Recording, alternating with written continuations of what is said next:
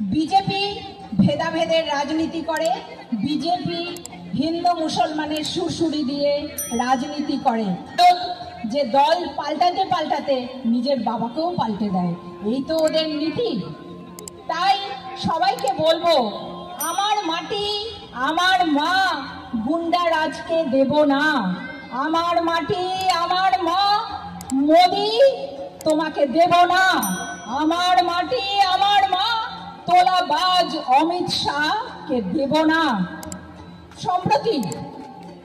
সম্প্রতি মোদিজির মাকে কেউ কটাক্ষ করে গালিগালাজ করাতে উনি এটাকে অপসংস্কৃতি বলেছিলেন।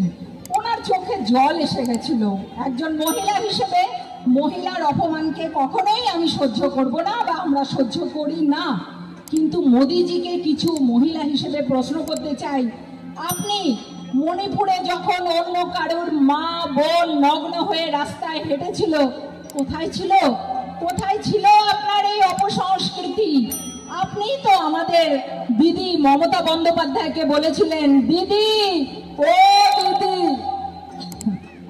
मोदी जी आपने फेंका जाल उल्टा पड़ गया चाल।